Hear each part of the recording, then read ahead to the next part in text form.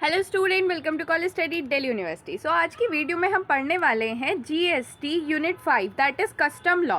आई hope आपने unit 4 तक सारी चीज़ें कंप्लीट कर ली होंगी, न्यूमेरिकल भी प्रैक्टिस कर लिए होंगे। तो आज हम यूनिट 5 पढ़ने वाले हैं।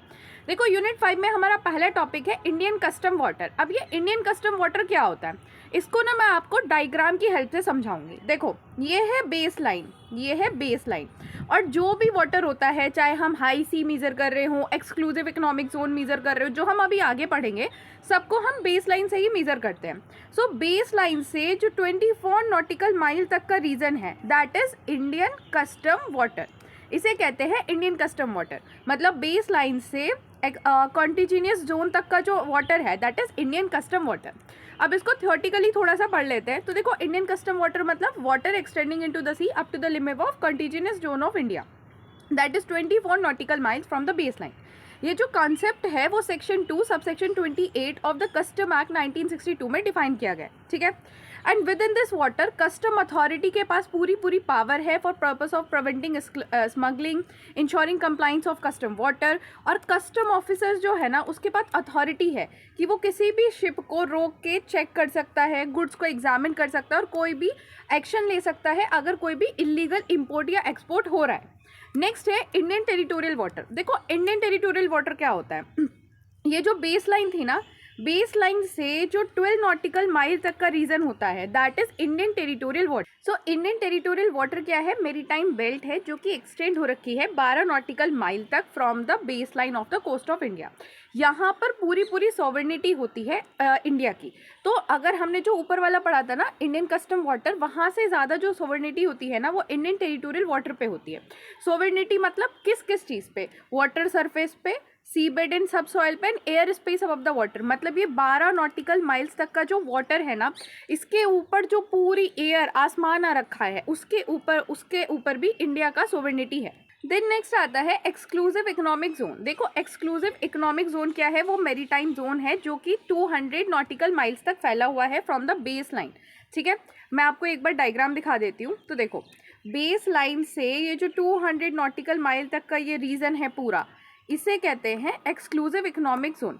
तो एक्सक्लूसिव इकोनॉमिक जोन में ना इंडिया के पास सिर्फ कुछ राइट है। कैसे? एक्सप्लोरेशन ऑफ नेचुरल रिसोर्सेज का राइट है, exploitation of mineral oil and gas का राइट है, then fishing activities, generation of energy from the wind and water. यहाँ पे इंडिया यहाँ पे पूरी सॉवरेनिटी तो एंजॉय नहीं करता है, लेकिन उसके पास राइट है कि वो इकोनॉमिक रिसोर्सेज का यूज कर सकता है।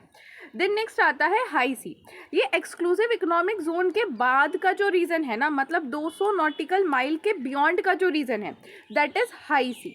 हाई सी ना किसी भी कंट्री की सोवर्निटी में नहीं आता, ये सारे नेशन के लिए ओपन रहता है। सारे स्टेट इसमें इक्वल राइट एंजॉय करते हैं, such as freedom of navigation, freedom of fishing.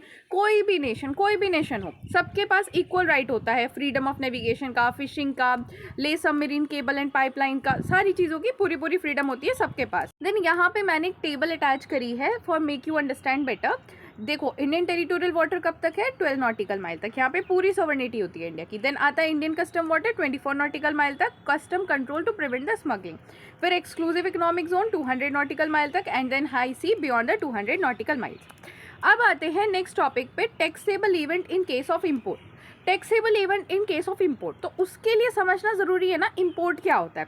अब आपको इम्पोर्ट पता है क्या, बाहर से इंडिया में सामान लाना दैट इज़ इम्पोर्ट। लेकिन इंडिया के अंदर क्या क्या आता है, इंडिया के अंदर आता है उसकी लैंड टेरिटरी, टेरिटोरियल वाटर मतलब 12 नॉटिकल माइल तक, air space above the territorial water.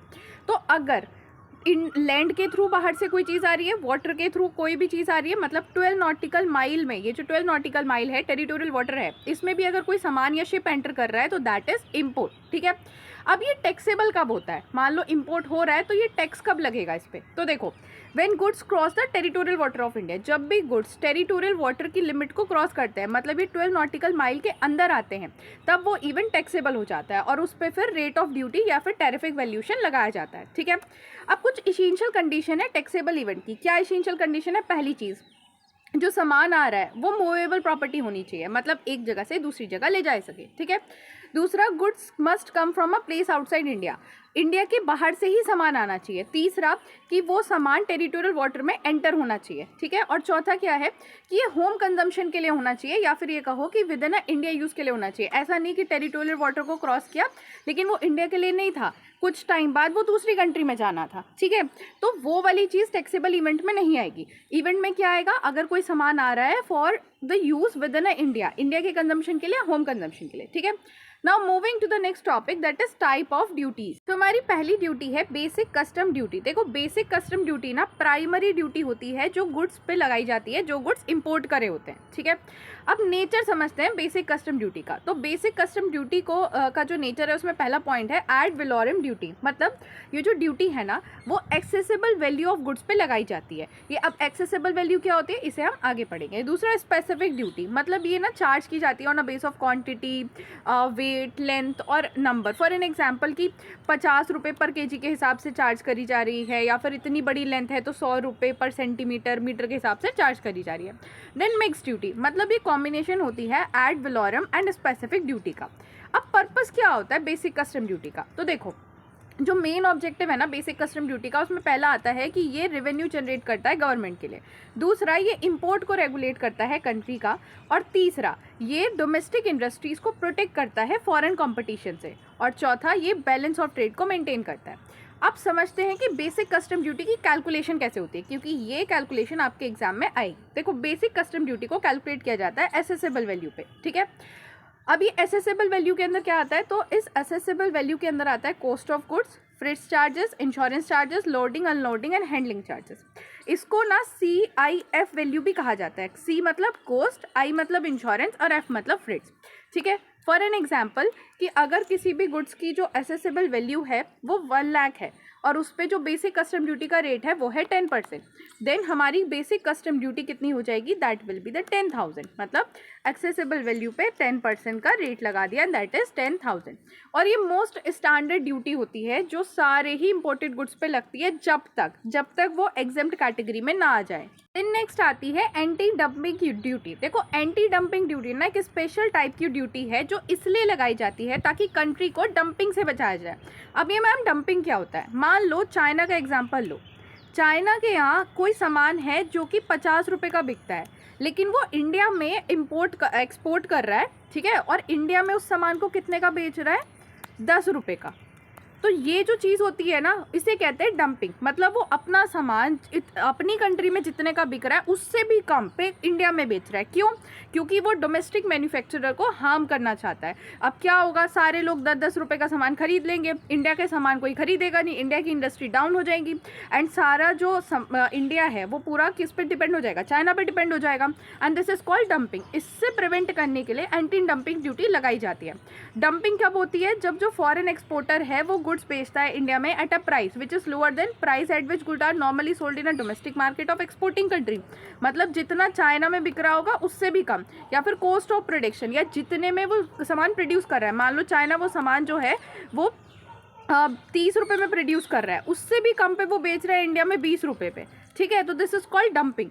ये इसलिए करा जाता है ताकि डोमेस्टिक मैन्युफैक्चरर को हार्म कर लिया जाए और इंपोर्ट क्योंकि सस्ता हो जाएगा, है ना, तो लोकली प्रोड्यूस गुड्स कोई खरीदेगा नहीं। तो पर्पस क्या होता है एंटी डंपिंग ड्यूटी का? देखो, एंटी डंपिंग ड्यूटी का पर्पस ये होता है कि ये जो अनफेयर ट्रेड प्रैक्टिस हो रही है ना डंपिंग की, इसको प्रिवेंट करना, डोमेस्टिक इंडस्ट्रीज को प्रोटेक्ट करना, इसके साथ साथ फेयर कंपटीशन को इंश्योर करना मार्केट में कि कंपटीशन एकदम फेयर रहे, और ये जो प्रीडेटरी प्राइसिंग करी जा रही है फॉरेन एक्सपोर्टर के द्वारा इसको डिस्करेज करना, ठीक है। अब किस तरीके से एंटी डंपिंग ड्यूटी की हम कैलकुलेशन करते हैं? देखो, एंटी डंपिंग ड्यूटी की कैलकुलेशन के लिए हम कैलकुलेट करते हैं डंपिंग मार्जिन। अब ये डंपिंग मार्जिन क्या होता है? जो नॉर्मल वैल्यू है ना, मान लो चाइना अपने यहाँ जो सोल्ड कर रहा है, या चाइना को वो जो गुड्स बनाने में कॉस्ट आ रही है दैट इज 50 रुपये, ठीक है, नॉर्मल वैल्यू, माइनस जो वो हमारी कंट्री में एक्सपोर्ट करके दे रहा है प्राइस कितना, 20 रुपये। तो इसका मतलब क्या हो गया, डंपिंग मार्जिन हो गया 30 रुपये का। और इस 30 रुपये की जो ड्यूटी है वो गवर्नमेंट लगा देगी ताकि सामान इन एंड ऑल उतना ही महंगा हो जाए जितना होना चाहिए। Investigation authority. अब देखो, डंपिंग हो रही है, इस बात की इन्वेस्टिगेशन कौन करेगा? तो जो directorate general of trade remedies है वो इन्वेस्टिगेट करता है कि क्या डंपिंग हो रही है तो कितनी ज़्यादा इंजरी ये डोमेस्टिक इंडस्ट्रीज़ को पहुंचाने वाली है, ठीक है, और कितनी ड्यूटी लगानी चाहिए ताकि डंप जो हमारे डोमेस्टिक इंडस्ट्रीज़ हैं वो प्रोटेक्ट रह सके। फॉर एन एग्जाम्पल, अगर जो नॉर्मल प्राइस है जिस पे गुड्स एक्सपोर्ट कर रही है कंट्री, दैट इज़ 1000, जो नॉर्मल प्राइस है of goods in exporting country, मतलब चाइना के यहाँ, ऐसे समझ लो चाइना के यहाँ जो सामान है वो 1000 रुपये पर यूनिट बिक रहा है, बट जो गुड्स वो इंडिया में भेज रहा है वो 700 रुपये के हिसाब से भेज रहा है। तो इसका मतलब क्या है? तो ये हो गया एक्सपोर्टिंग प्राइस, ये हो गया नॉर्मल प्राइस, मतलब डंपिंग मार्जिन कितना आ गया? 300 का।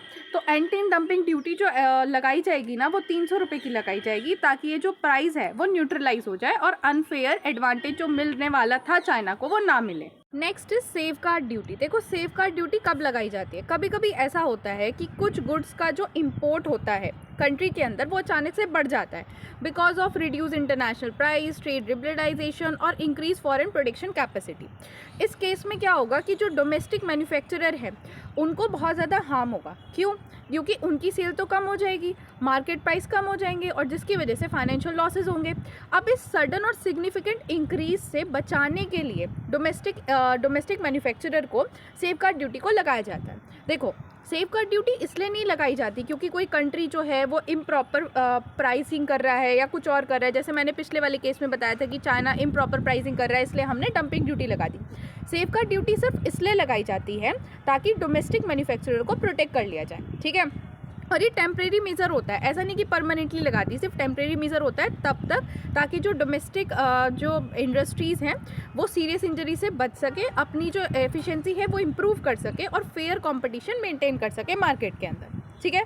भले ही जो दूसरा कंट्री है, भले ही वो दूसरी कंट्री फेयर प्राइस पे सामान क्यों ना बेच रही हो, बट फिर भी सेफ गार्ड ड्यूटी लगाई जा सकती है to protect the domestic manufacturer, ठीक है। कंडीशन क्या होती है कि सडन इंक्रीज हो गया इंपोर्ट में, increase in import cause a threaten और serious injury to the domestic producer, और investigation establish a casual connection between the increase import and the injury. Nature क्या है सेफ गार्ड ड्यूटी का कि देखो ये किसी भी अनफेयर ट्रेड प्रैक्टिस पे बेस नहीं होती डंपिंग ड्यूटी की तरह, ये सिर्फ इसलिए होती है ताकि जो डोमेस्टिक मैन्युफैक्चरर है उनको कुछ टाइम के लिए प्रोटेक्ट किया जा सके, ठीक है। ये फिर भी लगाई जा सकती है भले ही जो फॉरेन एक्सपोर्टर है वो फेयर प्राइसिंग पे सामान बेच रहे हो, ठीक है। और ये लिमिटेड पीरियड के लिए होती है, ऐसा नहीं है कि बहुत लंबे पीरियड के लिए, लिमिटेड पीरियड के लिए होती है। और एक बार डोमेस्टिक इंडस्ट्री स्टेबल हो जाती है तो इसको विड्रॉ कर लिया जाता है। For an example, if import of steel increase suddenly in large quantity and domestic steel manufacturer suffer a heavy loss due to price competition, तो उस केस में गवर्नमेंट ना सेफ गार्ड ड्यूटी को इम्पोज करेगी ताकि जो इम्पोर्टेड स्टील है उससे बचा सके, उससे प्रोटेक्ट कर सके डोमेस्टिक प्रोड्यूसर्स को। एक और ये सेफ गार्ड ड्यूटी ना सिर्फ एक प्रोटेक्टिव टेम्प्रेरी प्रोटेक्टिव मेजर की तरह होती है against the excessive import. So next is protective duty. देखो प्रोटेक्टिव ड्यूटी इसलिए इम्पोज करी जाती है ताकि डोमेस्टिक इंडस्ट्रीज़ को फॉरेन कंपटीशन से बचाया जा सके, जैसे कि by increasing a price of imported goods so that जो लोकल प्रोड्यूसर के गुड्स हैं वो कॉम्पिटिट कर पाए इफेक्टिवली मार्केट में। अब आपको लगेगा मैम इसमें और ऊपर वाली में फ़र्क क्या है? फ़र्क है, जब हम नेचर पढ़ेंगे ना तब आपको फ़र्क समझ आएगा। हम डायरेक्टली नेचर पे चलते हैं तब आपको समझ आएगा। देखो it is impose as a matter of government policy, मतलब गवर्नमेंट पॉलिसी होती है और गवर्नमेंट इसे इम्पोज कर देती है। ज़रूरी नहीं कि इम्पोर्ट में सडनली इंक्रीज़ हुआ हो, जैसे पिछली वाली ड्यूटी में क्या था कि इम्पोर्ट जो था वो सडनली इंक्रीज़ होता था, है ना, तो उस वजह से फिर वो ड्यूटी लगाई जाती थी। बट यहाँ पे नेसेसरी नहीं है कि इम्पोर्ट सडनली इंक्रीज़ हुआ हो, ये भी नेसेसरी नहीं है कि कोई भी अनफेयर ट्रेड प्रैक्टिस यूज़ करी गई हो। जैसे हमने एंटी डंपिंग ड्यूटी में पढ़ा था कि अनफेयर ट्रेड प्रैक्टिस यूज़ करी जा रही है, उसकी भी ज़रूरत नहीं है। ये सिर्फ इसलिए लगाया जाता है ताकि डोमेस्टिक इंडस्ट्रियल सेक्टर को ग्रोथ मिल सके, ठीक है। अब इसका एग्जाम्पल समझते हैं। If the newly establish electronic manufacturing industry in India is unable to compete with the cheaper imported electronic goods, तो गवर्नमेंट क्या करेगी, वो प्रोटेक्टिव ड्यूटी इम्पोज कर देगी ऑन अ इम्पोर्टेड प्रोडक्ट पे ताकि जो डोमेस्टिक मैन्युफैक्चर है वो डेवलप कर पाए और एक्सपैंड कर पाए अपने बिजनेसेस को। तो इस तरीके से जो प्रोटेक्टिव ड्यूटी है वो हेल्प करती है डोमेस्टिक इंडस्ट्रीज को स्ट्रॉन्ग और सेल्फ रिलेवेंट बनने में। अब आता है हमारा next topic that is valuation of custom duty. देखो कस्टम वैल्यूएशन ना कोर प्रोसेस होता है जिसकी हेल्प से हम ये डिटरमाइन करते हैं कि एग्जैक्ट वैल्यू क्या है उन गुड्स या सर्विसेज की जो हमने इंपोर्ट करें, ठीक है। एग्जैक्ट वैल्यू क्या है गुड्स की जिन्हें हमने इंपोर्ट करा है, ताकि हम उन पे करेक्ट कस्टम ड्यूटी चार्ज कर सकें। अब यहाँ पे सेक्शन 14 है जो कि कस्टम ड्यूटी किस तरीके से लगती है वो सारा फ्रेमवर्क हमें बताता है। तो ये ना सेक्शन 14 ने दो मेन अप्रोचेस में इस चीज़ को डिवाइड करा है। पहला अप्रोच है ट्रांजैक्शन वैल्यू एंड दूसरा है टैरिफिक वैल्यू। देखो ट्रांजैक्शन वैल्यू क्या होती है। सो फॉर अ कस्टम टैरिफिक जो वैल्यू इंपोर्टेड या एक्सपोर्टेड गुड्स की होती है ना, उसे ही कहते हैं ट्रांजैक्शन वैल्यू। मान लो हमने कोई सामान जो है एक्सपोर्ट किया, एक्सपोर्ट करने के बाद हमें जो कंसिडरेशन मिला दैट इज ट्रांजैक्शन वैल्यू, या हमने कोई सामान इंपोर्ट करा, हमने जो कंसिडरेशन पे करा होगा दैट इज ट्रांजैक्शन वैल्यू।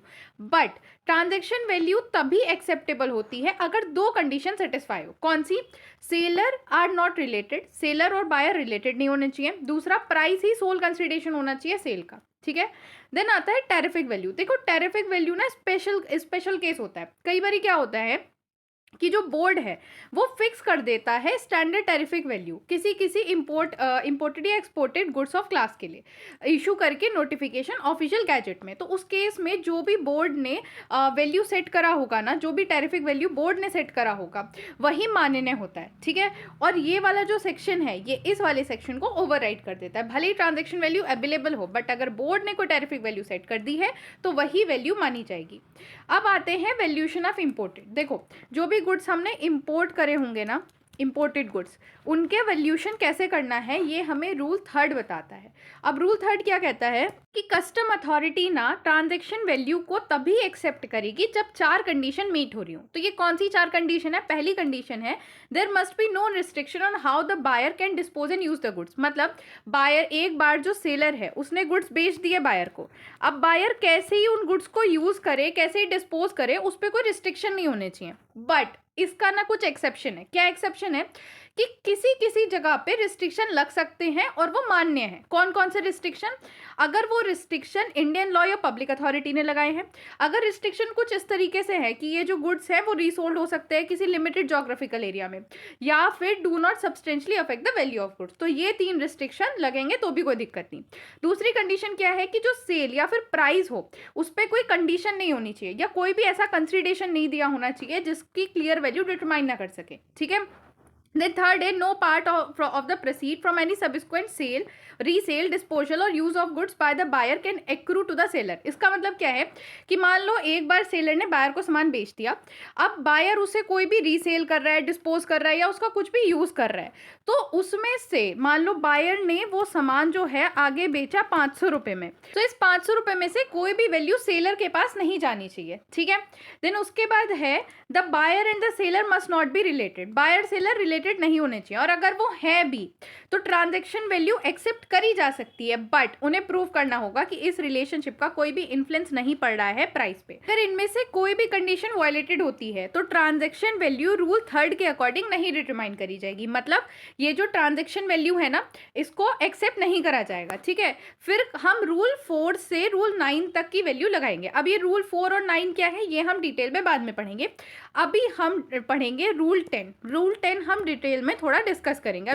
तो अब हम पढ़ेंगे रूल 10। देखो रूल 10 क्या कहता है कि ये जो ट्रांजैक्शन वैल्यू है ना, ट्रांजैक्शन वैल्यू क्या है? वो प्राइस जो हमने पे करा है या एक्चुअली में हम पे करेंगे बाद में, उसे ना हमें एडजस्ट करना पड़ता है कुछ सर्टेन स्पेसिफिक कॉस्ट और सर्विसेज को ऐड करके। अब ये एडिशन बहुत ही ज़रूरी होता है ताकि हम फाइनल असेसेबल वैल्यू पे अराइव कर सकें, है ना। तो क्या क्या चीज़ें हमें ऐड करनी होती है, ये सारी चीज़ें तुम्हें याद रखनी है, क्योंकि न्यूमेरिकल के टाइम पे ये कंडीशंस दी होंगी और तुम्हें ऐड करके ना CIF वैल्यू, असेसेबल वैल्यू निकालनी होगी, ठीक है। तो क्या क्या ऐड करते हैं? तो सबसे पहले कमीशन, कंटेनर एंड पैकेजिंग। अगर कोई भी कमीशन है तो उसको ऐड किया जाएगा, लेकिन बाइंग कमीशन को ऐड नहीं करा जाता है, ध्यान रखना, बाइंग कमीशन को ऐड नहीं करा जाता। उसके अलावा अगर कोई भी कंटेनर यूज करे तो उसकी कॉस्ट ऐड करी जाएगी, कॉस्ट ऑफ पैकेजिंग ऐड करी जाएगी, इंक्लूडिंग लेबर और मटीरियल की भी।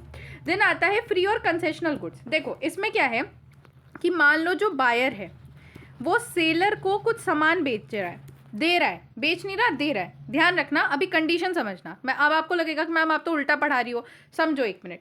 अगर बायर सेलर को कोई भी सामान दे रहा है और उसको बोल रहा है कि इसकी हेल्प से आप एक सामान बना के मुझे भेज दो, मतलब बायर ने सेलर को कुछ सामान दिया, मान लो कोई सामान बनाया जा रहा था जिसका एक पार्ट जो था वो सेलर के यहाँ नहीं मिल रहा था, या फिर ये कहो कि बायर के पास एक्स्ट्रा था, तो उसने सेलर को भिजवा दिया और उससे कहा कि आप ये वाला पार्ट ना कहीं और से मत लेना, ये पार्ट मैं आपको भेज रहा हूँ और इसकी हेल्प से आप ये सामान बना के और मेरे को भेज दो।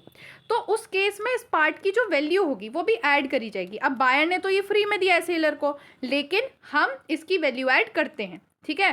तो क्या लिखा है, if the buyer supply goods और services to the seller for free और at a reduce cost to help reduce the imported goods, their appropriated value must be added. अब कौन कौन सा सामान हो सकता है, मटेरियल कंपोनेंट हो सकता है, टूल, डाई, मोल्ड या सिमिलर कुछ भी आइटम हो सकता है, material consume during a production या इंजीनियरिंग डेवलपमेंट या आर्टवर्क वगैरह हो सकता है।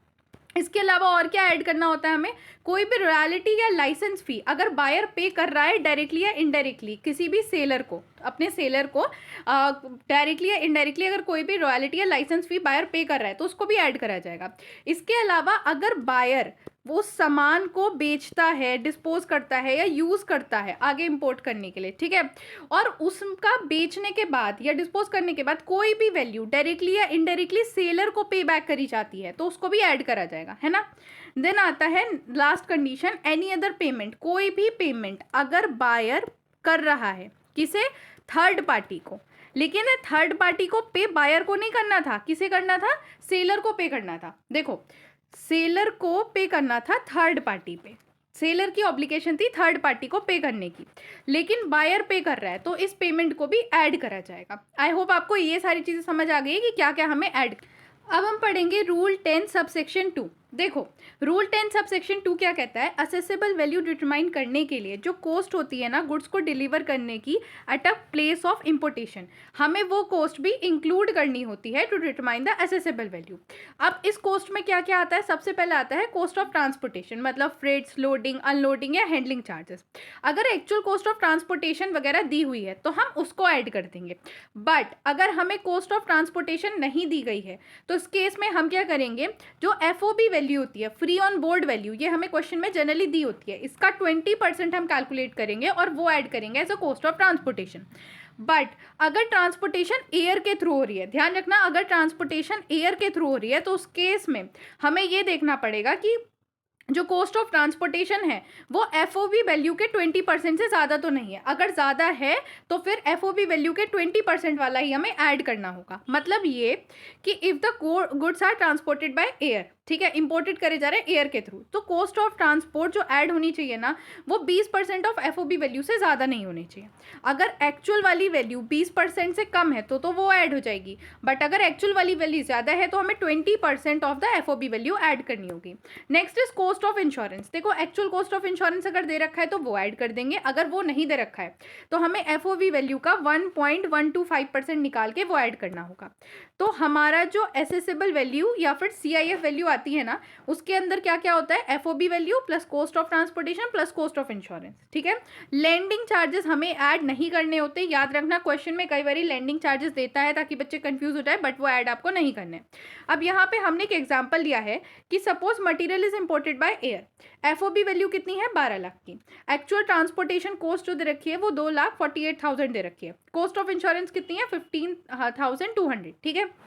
अब मैंने आपको क्या बताया था कि अगर ट्रांसपोर्टेशन एयर से हो रही है तो 20% से ज़्यादा नहीं होना चाहिए, तो हम क्या करेंगे, FOB वैल्यू का 20% कैलकुलेट करेंगे। FOB वैल्यू का जब हम 20% कैलकुलेट करेंगे तो ये हमारे पास आएगा 2,40,000, है ना। लेकिन हमें एक्चुअल कॉस्ट क्या दे रखी है, 2,48,000, तो हम क्या करेंगे, इस वाली को ऐड करेंगे, इसको ऐड नहीं करेंगे, इस वाली कॉस्ट को ऐड करेंगे, क्योंकि कॉस्ट ऑफ ट्रांसपोर्टेशन एयर के केस में 20% ऑफ FOB से ज़्यादा नहीं हो सकता। तो अब CIF वैल्यू निकालने के लिए हमें क्या करना होगा, FOB value plus 2,40,000 plus actual insurance, क्योंकि एक्चुअल इंश्योरेंस दे रखी है। आई होप आपको इतना समझ आया है। अब चलते हैं the rule of currency exchange. अब देखो जब हम बाहर से गुड्स इंपोर्ट कर रहे हैं तो ज़रूरी नहीं वो इंडियन करेंसी में ही हमें वैल्यू प्रोवाइड करे। क्वेश्चन में कई बार क्या होता है, US डॉलर में हमें वैल्यू प्रोवाइड कर देता है, तो उस केस में हमें कन्वर्जन करना होता है US डॉलर से इंडियन करेंसी में। अब कौन सा रेट, कौन सा कन्वर्जन रेट हम यूज़ करेंगे, तो हमें स्ट्रिक्टली वो रेट यूज़ करना है जो CBIC ने नोटिफाई कर रखा हो। CBIC क्या है, central board of indirect tax and custom. But यहाँ पे भी एक पंगा है, क्या, मान लो अगर CBIC ने तीन रेट स्पेसिफाई कर रखे होंगे, ठीक है, एक दे रखा है 82, एक 81, एक 80, और ये अलग अलग डेट पे दे रखे हैं। तो हमें कौन सी डेट वाला रेट लेना है, तो उस केस में हमें ना ये दो कंडीशन देखनी पड़ती है। क्या? अगर इंपोर्टेड गुड्स है तो हमें date of filing the bill of entry वाला लेना होता है। अगर गुड्स एक्सपोर्ट हो रहे हैं और वेसल्स और एयरक्राफ्ट के थ्रू एक्सपोर्ट हो रहे हैं तो डेट ऑफ फाइलिंग का शिपिंग बिल वाला लेना होता है। बट अगर व्हीकल्स के थ्रू हो रहे हैं तो हमें बिल ऑफ एक्सपोर्ट वाला लेना होता है। अब आपको ये चीज़ याद रखनी है ताकि आप एक्सचेंज रेट डिटरमाइन कर सकें। अब हम चलते हैं the date of determination of rate of duty. अब देखो, इंपोर्ट के केस में अगर गुड्स इंपोर्ट हो रहे हैं बाय व्हीकल मतलब लैंड के थ्रू, तो उस केस में कौन सी वाली डेट की ड्यूटी ली जाएगी? The date of filing a bill of entry या date of arrival of vehicle. इसमें से जो भी लेटर वाला होगा, याद रखना लेटर वाला, वो वाली डेट हम लेंगे। अगर सी के थ्रू हो रहा है तो date of filing a bill of entry या date of entry inward of the vessels, इसमें से जो भी लेटर वन वाला होगा वो वाली ड्यूटी हम ले लेंगे। अगर एयरक्राफ्ट के थ्रू हो रहा है तो date of bill of entry या date of arrival of aircraft, जो भी लेटर होगा वो वाली ले लेंगे। अगर गुड्स वेयर हाउस के थ्रू क्लियर हो रहे हैं तो वहां पे date of bill of entry ही हम लेंगे, ठीक है। और अगर इसके अलावा कोई गुड्स आ रहा है तो date of payment of duty हम ले लेंगे। अब ये तो था इंपोर्ट का केस। अब हम देखेंगे एक्सपोर्ट के केस में। तो देखो, एक्सपोर्ट के केस में क्या है कि अगर गुड्स एंटर कर रहे हैं एक्सपोर्ट के लिए तो जिस टाइम पे प्रॉपर ऑफिसर ने लेट एक्सपोर्ट का ऑर्डर पास कर दिया वो वाली डेट हम लेंगे। अगर कोई और गुड्स है तो date of payment of duty, जिस दिन ड्यूटी पे करी गई है वो वाली डेट ली जाएगी। देखो, मैंने आपको ऊपर बताया था कि अगर रूल थर्ड की जो 4 से 5 कंडीशन ऊपर हैं, अगर वो सेटिस्फाई नहीं होती, उनमें से कोई एक भी कंडीशन सेटिस्फाई नहीं होती, तो उस केस में हम रूल 4 से 9 तक की हेल्प लेते हैं ताकि हम डिटरमाइन कर सके वैल्यू, ठीक है, उस गुड्स की वैल्यू। तो अब हम वही सारे रूल्स पढ़ने वाले हैं। तो अब हम पढ़ते हैं रूल 4। रूल 4 क्या कहता है कि अगर ट्रांजैक्शन वैल्यू जो है ना इंपोर्टेड गुड्स की वो रिजेक्ट हो जाती है तो उस केस में असेसेबल वैल्यू डिटरमाइन करने के लिए हम आइडेंटिकल गुड्स की वैल्यू का हेल्प लेते हैं, ठीक है।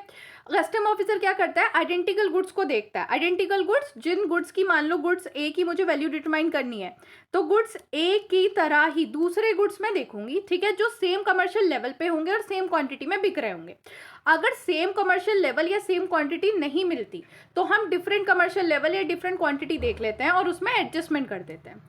आता है रूल 5। रूल 5 क्या कहता है कि अगर रूल 4 भी हमारा एप्लीकेबल ना हो रहा हो तो उस केस में हम क्या करते हैं? रूल 5 लगाते हैं। रूल 5 क्या कहते हैं कि हम आइडेंटिकल गुड्स तो नहीं मिल रहे अब हमें, लेकिन हम सिमिलर गुड्स देख सकते हैं।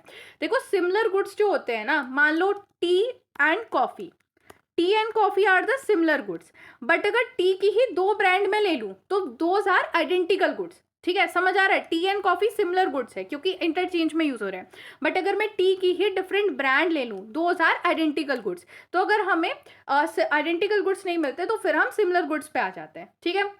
लेकिन इसको लगाने की एक मेजर कंडीशन है। क्या? कि ये जो सिमिलर गुड्स है ना वो सेम ही टाइम पे इंपोर्ट होने चाहिए, उसी टाइम पे इंपोर्ट होने चाहिए जिस टाइम पे जिन गुड्स की हम वैल्यू डिटरमाइन करने की कोशिश कर रहे हैं वो हुए हैं। मान लो मैं गुड्स ए की वैल्यू डिटरमाइन करने की कोशिश कर रही हूँ और मैंने जो सिमिलर गुड्स लिया है वो है गुड्स जेड, तो ये गुड जेड और गुड ए सेम ही टाइम पे इंपोर्ट हुए होने चाहिए, तभी हम इनको यूज कर सकते हैं। देन आता है रूल 6। देखो, रूल 6 कोई बड़ी बात नहीं कहता। रूल 6 इतना कहता है कि अगर आपके ऊपर के 3, 4, 5 नहीं लग रहे हैं तो आपको 7 और 8 लगा लेना है, ठीक है, बट ऑर्डर में ही लगाना है। पहले 7 लगाना है लेकिन फिर 8 लगाना है। बट इसकी ना एक एग्जाम्पशन भी है। क्या एग्जाम्पशन है? कि अगर आप जाते हो और प्रॉपर ऑफिसर से रिक्वेस्ट करते हो कि सर पहले हमें 8 लगाने दो फिर हम 7 लगाएंगे। अभी क्या बोला रूल 6 ने? पहले 7 लगना चाहिए फिर 8, बट आपने रिक्वेस्ट करी कि पहले 8 लगाने दो फिर 7 लगाएंगे और प्रॉपर ऑफिसर मान गया तो आप पहले 8 लगा सकते हो फिर आप 7 लगा सकते हो। अब चलते हैं रूल 7 पे। रूल 7 है डिडक्टिव वैल्यू। डिडक्टिव वैल्यू का मतलब क्या है कि इस मेथड में क्या करते हैं कि हम बैकवर्ड वर्किंग करते हैं। बैकवर्ड वर्किंग क्या है कि जिस प्राइस पे गुड्स सोल्ड करे गए हैं एग्रीगेट वैल्यू में, मतलब बहुत बड़ी क्वांटिटी में, मान लो 500 ग्राम, 500 किलोग्राम, ठीक है, 500 किलोग्राम जो सामान है वो कितने में बेचा गया है, हम वो वाली प्राइस देखेंगे। फिर उससे हम यूनिट प्राइस डिटरमाइन करेंगे, फिर उसकी हेल्प से हम यूनिट प्राइस डिटरमाइन करेंगे। मतलब हम बैकवर्ड वर्किंग करते हैं। इसमें क्या करते हैं कि जो सेलिंग प्राइस होता है ना उसमें से हम चीज़ें माइनस करते हैं। कौन कौन सी चीज़ें? इंपोर्ट होने के बाद जो एक्सपेंस हुई होती हैं, जो टैक्सेस लगते हैं, उन सबको माइनस करते हैं। लाइक कमीशन वगैरह जो हमने पे करा हुआ होता है, या फिर जो प्रॉफिट, जनरल एक्सपेंस वगैरह हैं वो सब माइनस कर देते हैं।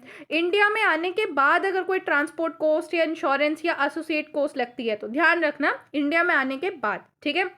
इसके अलावा अगर कोई कस्टम ड्यूटी या दूसरे टैक्सेस लग रहे हैं इंडिया में आने के बाद, तो वो सारे हम माइनस कर देते हैं और कॉस्ट डिटरमाइन करते हैं। नेक्स्ट आता है रूल 8। रूल 8 कहते हैं कंप्यूटेड वैल्यू। कंप्यूटेड वैल्यू का मतलब क्या है कि यहाँ पे हमारी जो हम क्या करते हैं, जो प्रोडक्शन कॉस्ट होती है ना, वो लेते हैं और उसमें चीज़ें ऐड करते करते हम डिटरमाइन करते हैं कि वैल्यू क्या होगी। इसकी कैलकुलेशन देखो कैसे होती है। तो इसकी कैलकुलेशन के लिए जो कॉस्ट या वैल्यू होती है ना, मटेरियल की, फैब्रिकेशन या अदर प्रोसेसिंग की, उन सबको ऐड कर देते हैं। फिर प्रॉफिट और जनरल एक्सपेंसेस वगैरह सारे ऐड कर देते हैं, और जितनी एक्सपेंस आ रही होती है ना, उन सबको ऐड करके लाइक ट्रांसपोर्टेशन, लोडिंग, इंश्योरेंस वगैरह की हम डिटरमाइन करते हैं कि वैल्यू क्या है। ठीक है, अब आता है last rule, that is rule 9 या रेजिडुअल मेथड। ये कहता है fall back method. Fall back method का मतलब क्या है कि देखो, अगर हमारे सारे रूल लगने के बाद भी हमें वैल्यू नहीं मिल रही है, तो उस केस में रीजनेबल मीन से जो भी वैल्यू डिटरमाइन कर रहा है प्रॉपर ऑफिसर, वो ठीक है। ठीक है, प्रॉपर ऑफिसर डेटा के बेसिस पे वैल्यू डिटरमाइन कर सकता है अपने अकॉर्डिंग, डेटा वगैरह देख के, और जो वो वैल्यू डिटरमाइन कर रहा है वो ठीक होगा। अब हम आते हैं क्वेश्चन पे। अभी तक सारी चीजें हमने पढ़ ली है, अब हम देखेंगे कि किस तरीके के क्वेश्चन आने हैं। तो हमारा पहला क्वेश्चन है, the material was imported by the sea at a FOB price of 8 lakh. The cost of transportation in India by sea was paid 24,500 with the cost of insurance 9,200। अब हमें असेसेबल वैल्यू निकालनी है। देखो मैंने आपको क्या बोला था, असेसेबल वैल्यू क्या होती है, एफओबी प्लस ट्रांसपोर्टेशन का जो कॉस्ट होता है प्लस इंश्योरेंस का जो कॉस्ट होता है।